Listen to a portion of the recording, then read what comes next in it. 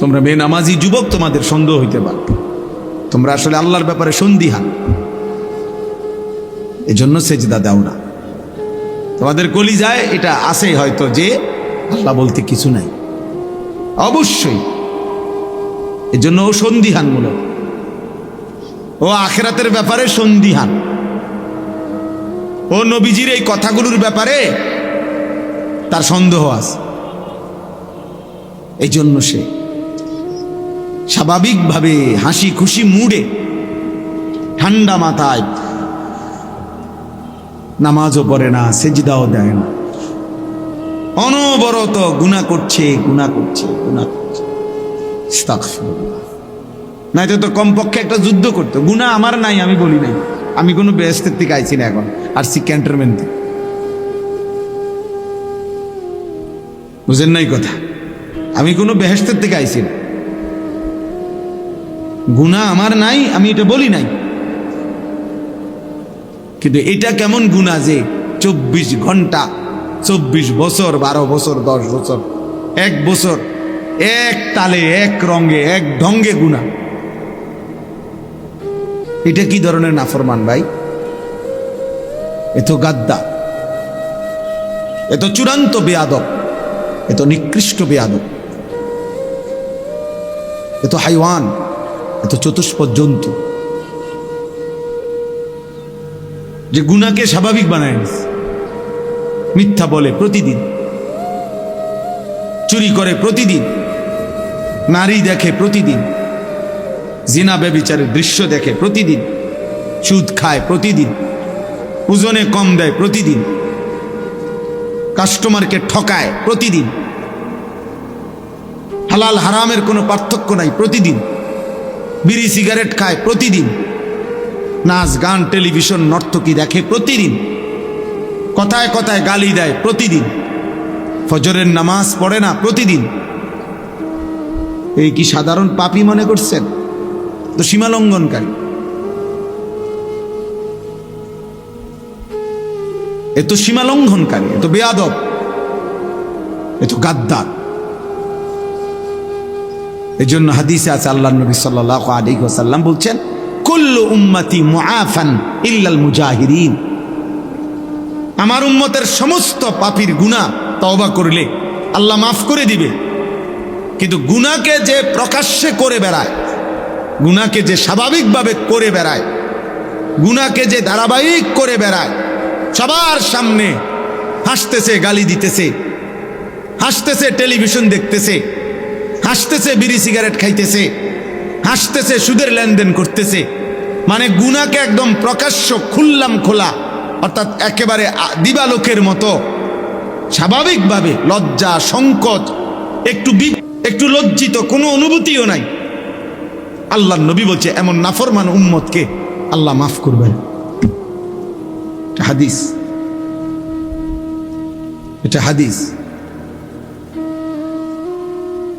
সামনে দিয়া বয়স্ক লোক যায়, দাদা যায়, নানার বয়সী লোক যায়, আলেম ওলামা যায়, ওমা এই নাফরমান দাঁড়াইয়া আছে যে দাঁড়াইয়া আছে, মোবাইল দেখতেছে যে দেখতেছে, তার সামনে দিয়া মনে 30 জন লোক মসজিদে ঢুকছে, নামাজে গেছে, ওরা নামাজ পইরাও আবার মসজিদ থেকে বের হইয়া এদিক দিয়া গেছে, কিন্তু এই অপদার্থ মোবাইল টিপতেছে তো টিপতেই আছে, অথচ সে মুসলমানের বাচ্চা। এ তো গাদ্দার না? কথা বলেন না, এই গাদ্দার না? সে মানে কিরে, এতগুলো মানুষ মসজিদে ঢুকলো আমার সামনে আবার বের হইল, একটা জলজ্জান্ত নামাজের ওয়াক্ত চলে যাচ্ছে, মসজিদের জামাত হয়ে গেল, আজান হইল, একামত হইল, আহা ওমা এটা কি নাফরমান, এটা কি হাইওয়ান, এটা মানুষের বাচ্চা হয় কেমনে, এটা মুসলমানের বাচ্চা হয় কেমনে? মুসলমানের ঘরে জন্ম নিলে এত বড় গাদ্দার হয় কেমনে? সামান্যতম লজ্জা তো হওয়ার কথা যে জিন্নারিল্লাহ, আমিও তো একজন মুসলমান, এতগুলো মানুষ আমার সামনে মসজিদে যায়, আমি কি যাব না? আমার কি কখনোই সময় হবে? চলো ভাই। এই জন্য এই আয়াত আমি পড়ছি। আল্লাহ তাআলা বলেন, ইয়া আইয়ুহাল্লাযীনা আমানু, হে ঈমানদারগণ, লা তাত্তাবিউ খুতুওয়াতিশ শাইতান, কোনোভাবেই বান্দা মুমিন তুমি না আমার উপরে ঈমান এনেছো বান্দা, আমি বড় খুশি হয়েছি বান্দা, তুমি মুমিন, তুমি মুসলমান, তোমাকে জন্মসূত্রে হয়তো আমি ঈমান দিয়েছি, অথবা কেউ যদি পরেও ইসলাম গ্রহণ করে তাকেও আল্লাহ বলছে তুমি আমার। সমস্ত ঈমানদার, আল্লাহ কোরআনে নিজে বলছে, মুমিন আল্লাহর বন্ধু। ঈমানদার কার বন্ধু? আল্লাহর বন্ধু। মুমিনের বন্ধু আল্লাহ, আল্লাহর বন্ধু মুমিন। এজন্য তাফসীরের মধ্যে আছে, ইয়া আইয়ুহাল্লাযীনা আমানু, হে ঈমানদারগণ। এই কথার আরেকটা অর্থ হলো হে আমার বন্ধুগণ। আল্লাহ বলছে হে আমার বন্ধুরা, বন্ধুগণ, হে আমার বন্ধুগণ। আল্লাহ তাআলা বলছে কোরআনুল কারীমের মধ্যে 89 বার, 8 9 89 বার আল্লাহ তাআলা এই শব্দ দিয়ে আমাদেরকে ডাক দিয়েছে, হে ঈমানদার, হে আমার বন্ধুগণ। একবার দুইবার না ভাইয়া, 89 বার। কোন মা যদি একটানা 89 বার তার সন্তানকে ডাকে, এরপরেও যদি সেই সন্তান মায়ের কাছে না আসে, এই সন্তান কি পরিমাণ বেয়াদব। কোন বাবা যদি তার সন্তানকে 89 বার একটানা ডাকে, সেই সন্তান যদি বাবার ডাকে সাড়া না দেয়, কি পরিমাণ বেয়াদব। তো আল্লাহ তাআলা রব, মহান মালিক, আমার সৃষ্টিকর্তা, আমার শরীরের প্রতিটা বিন্দু বিন্দু যার ইশারায় এক সেকেন্ডের নিরাপত্তা, আমাদের বেঁচে থাকার অধিকার, সুস্থতা, স্বাভাবিকতা আল্লাহর দেওয়া। প্রতিনিয়ত যারা অ্যাক্সিডেন্ট হয়, কেউ কি নিজের ইচ্ছায় অ্যাক্সিডেন্ট হয়? কথা বলেন না। প্রতিনিয়ত যারা মারা যায়, তারা কি নিজের ইচ্ছায় মারা যায়? তাইলে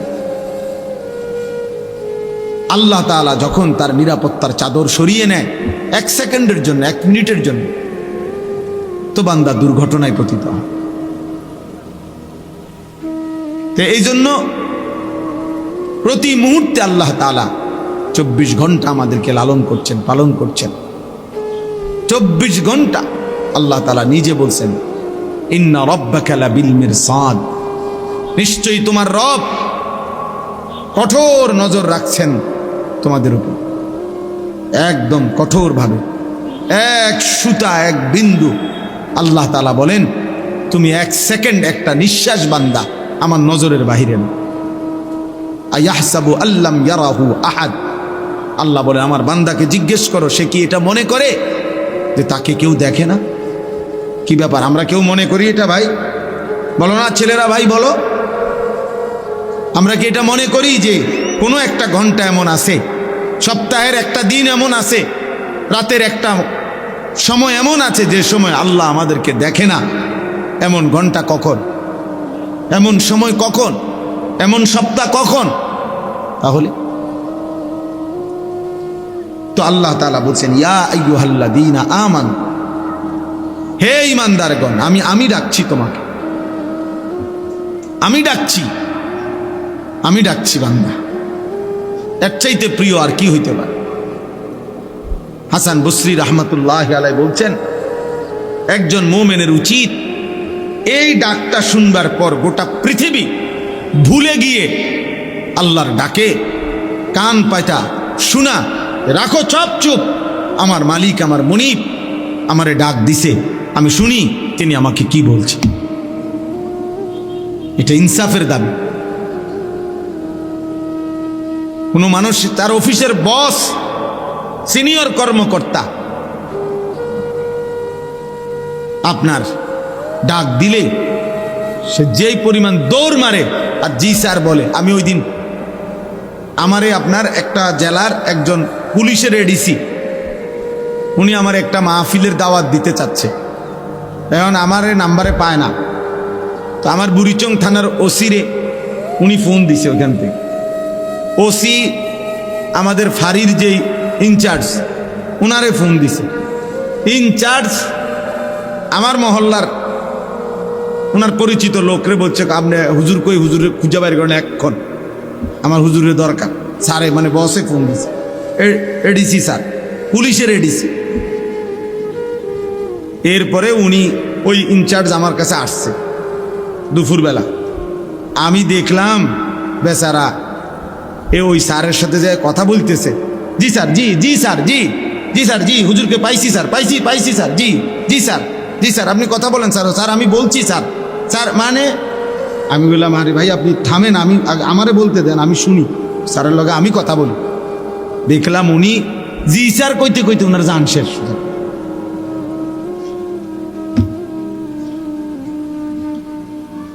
অথচ ওইটা উনি এখন এই মুহূর্তে ওইটা উনি ওনার রেঞ্জের না, উনি তো হলো ওই আরেক জেলার, উনি হলো এই জেলার। ওনার হুঁশ নাই, সোজা কথা হুঁশ নাই। নিজের ফাঁড়ি তুইয়া ইনচার্জ আইসা পড়ছে আমার খুঁজা বাইর করছে যে স্যারে কইছে হুজুরি টোয়াই বাইর করতে হবে।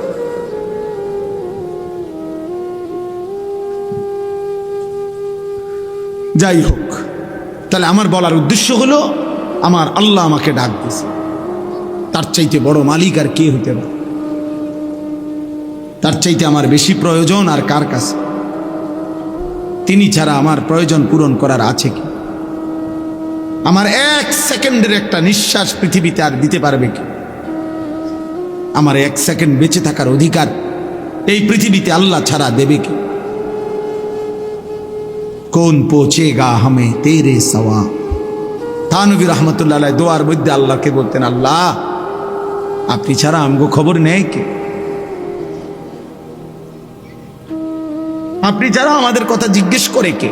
আমাদের আছে কি? আর এমনিতেও বাস্তব কথা হলো ছেলেরা, বাবা প্রিয় ভাই মনে রাখো ভাই, আমি সারাটা বছর বলছি, সারাটা বছর বলে যাই, বাস্তবিক অর্থে এই পৃথিবীর একটা বেঈমান, একটা কাফের, একটা মুশরিক, এই ইউরোপের কোন বেঈমান, গোটা পৃথিবীর মধ্যে মুশরিকদের যত সংগঠন আছে একেবারে জাতিসংঘ থেকে শুরু করে নিচ পর্যন্ত, খোদার কসম একটা বেঈমান এক সেকেন্ডের জন্য কলিজা দিয়া দিল দিয়ে আমাদের মুসলমানের ইমানদারের কোনো কল্যাণ কামনা করে না। যা বলে এগুলো ফাঁকা বলি, এগুলো হলো মৌখিক বলি, এগুলো হলো ফাঁকা সান্ত্বনা। মানবাধিকারের নামে, হিউম্যানিটির নামে ধোকা ধোকা ধোকা। নয়তো আজকে প্রায় ৭৮ বছর ৭৭ বছরের মতো ফিলিস্তিন সমস্যা, ফিলিস্তিনের মুসলমান নির্যাতিত আজকে ৭৮ বছরের মতো। জানেন আজকে ১.৫ বছর, আজকে ২ বছর।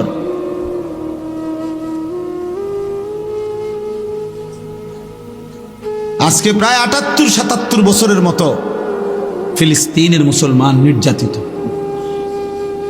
একটি ছোট্ট এরিয়া ফিলিস্তিন, এই সামান্যটুকু জায়গার অল্প কিছু মানুষের সমস্যার সমাধান করতে ৭৮ বছর লাগে।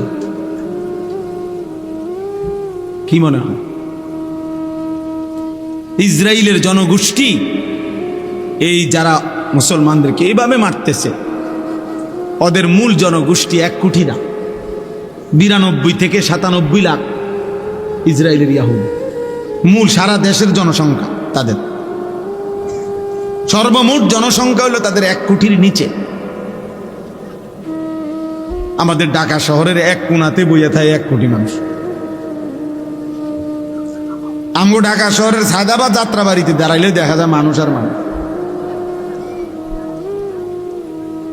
তাইলে ১ কোটি না, কিন্তু এই মানুষগুলোকে কেউ বুঝাইতে পারতেছে না যে এইভাবে একটি সভ্য পৃথিবীতে, আজকের এই পৃথিবীতে, আধুনিক এই পৃথিবীতে, যেখানে প্রতিনিয়ত মানবতার জয়গান গায় মানুষ, ভদ্রতার, শালীনতার কত কথা বলে, এই সময়ে এই পৃথিবীতে এখন আর আইয়ামে জাহিলিয়াত না, অন্ধকার যুগ না, এত আধুনিকতার এই যুগে আইসাও এইভাবে একটি অঞ্চলের মানুষকে এভাবে নির্মম নির্যাতন, যে দিনের পর দিন যারা একটা রুটি খুঁজে পায় না, একবেলা পেট ভরে কোনোদিন খাবার খাইতে পারে না, এটা কল্পনা করা যায়? পত্রিকা আসছে বেটা, গাজার একটা ছেলে 12 কিলোমিটার এতিম বাচ্চা পায়ে হাঁটা গেছে একটা রুটির জন্য। 12 কিলোমিটার পায়ে হাঁটা যখন একটা রুটি নিচে হাতে, এই সময়ে তাদের এই বেঈমানদের বুলেটের আঘাতে এতিম সন্তান বুকটা ঝাঁঝরা হয়ে গেছে। রুটি হাতেই সেই শহীদ হয়ে গেছে, রুটিটা আর খাইতে পারে। তাইলে আমাদের আল্লাহ ছাড়া কেউ না। আমাদের সফলতা, আমাদের সুখ, আমাদের নিরাপত্তা ভাইয়া আল্লাহর হাতে। আর আল্লাহর অব্যাহত নাফরমানি, ধারাবাহিক পাপ একদিন সুখ কেড়ে নিবে। মনে রাখো ছেলেরা, তোমাগো দাদা হয়তো কবরে যাবো গা, তুমি মনে করো না তোমার দাদায় কষ্ট পাইব তোমার কারণে। কারণ তোমার দাদার যে বয়স, তোমার বাপের যে বয়স, তারা তোমার আগে কবরে চলে যাবে। কিন্তু তোমার এই অসভ্যতা, তোমাদের এই 14, 16, 18, 20, 22 বছরের ছেলেরা, তোমরা যা করতেছ, এর খেসারত, এর প্রায়শ্চিত্ত তোমরা দুনিয়ায় দিতে হবে। মনে রাখো, মনে রাখো বাপ, আমি তো আর একদিন বলি না, 1000 বার বলছি। এত অল্প বয়সে, 18 বছর মাত্র বয়স, এত অল্প বয়সে এত নারী দেখে ফেললা, এত কম বয়সে এত ছবি দেখে ফেললা, এত অল্প বয়সে এত উলঙ্গ ছবি দেখে ফেললা। হায় জানোয়ার, বাকি জীবন কি করবা? এমন সুন্দর 18 বছর বয়সেও এত বড় সাহস যে বছরে 6 মাস, 1 বছর, কোনোদিন হয়তো একটা বছর চলে গেছে, কোনোদিন 5 ওয়াক্ত নামাজ পড়লা না, এত কম বয়সে এত সাহসী হয়ে গেলা। আল্লাহরে কিছুই মনে করো না? হ্যাঁ, কি ভাবতেছ? এইভাবে সুখে আর রঙের গুড্ডি উড়বে? হ্যাঁ, পৃথিবীতে শুধু মুসলমানদের মধ্যে ফিলিস্তিন শুধু অপরাধ করছে, এই জন্য রক্তাক্ত নাকি? কথা বলে না? আর আমরা সব জুনায়েদ বাগদাদি নাকি? আমরা সব আব্দুল কাদের জিলানি নাকি? তাইলে তাইলে একবার কায়ত হইয়া পড়লে, আল্লাহ যদি একবার নিরাপত্তার চাদর সরায় ফেলে, আল্লাহ তাআলা যদি একবার শাস্তির ফয়সালা দিয়ে ফেলে ভাইয়া, হয়তো আরেকবার ঘুরে দাঁড়াইতে 100 বছরও আর দাঁড়ানো যাবে না। মনে রাখতে হবে। আল্লাহ যেন বলতেছে, বান্দা আরো দেখি, আরো দেখি, আরো দেখি, আরো দেখি, আরো দেখি, আরো দেখি। কিন্তু আল্লাহ যদি বলে ফেলে, বান্দা ঠিক আছে, এবার শাস্তি দেব, তখন কি করবে? আল্লাহকে ফিরাবে কি? বলেন, আল্লাহকে ফিরাবে কি? আল্লাহ আমাদের ছেলেদেরকে কবুল করে নেন। বুঝতে শেখো ভাই, আলাদা আলাদা ভাইব, তোমারটা তুমি ভাইব, তোমার জন্য তুমি ভালো হও। সমবয়সী বন্ধু ভালো হতে দেয় না। সমবয়সী বন্ধু বেশিরভাগ অসৎ হয়, ওরা তোমারে ভালো হইতে দিবে না। ও তোমারে বারবার নারী দেখাবে, উলঙ্গ কথা বলবে, নষ্ট ভ্রষ্ট কথা বলবে, অসভ্য, জিনা, ব্যভিচার, নিকৃষ্ট, জুয়ার আড্ডা কোথায়, মদের আড্ডা কোথায়, নারীর আড্ডা কোথায়, ও তোমারে বলে দিবে। টাকা নাই, আমার থেকে নে দোস্ত। এমবি নাই তোর মোবাইলে, আমার থেকে নে, আমার থেকে নে। আমার থেকে নেই। আমার মাদ্রাসা যেখানে, তার পাশের এক গ্রামে এই গত 2-3 বছর আগে একবার 3 গ্রামে মারামারি হয়েছিল, একবার বিশাল মারামারি, শুধু এই কথা নিয়ে যে বলতেও লজ্জা। মানে এক ছেলে এসএসসি বয়সী মানের, ওই ছেলে আরেক ছেলেরে বলছে যে দোস্ত তোর তো 3 জনের লগে লাইন, আমার একটা দেশ না। এই কথাইটা নেই, এই শুধু এই এক বাক্য নিয়ে ঝগড়া লাগতে লাগতে হসপিটালে গেছে বহুজন, এবং 3 গ্রামে মারামারি হয়েছে, বিশাল মারামারি। শয়তান এইভাবে ঝগড়া লাগাই দিছে। নাউজুবিল্লাহ। আল্লাহ আমাদেরকে হেফাজত করে।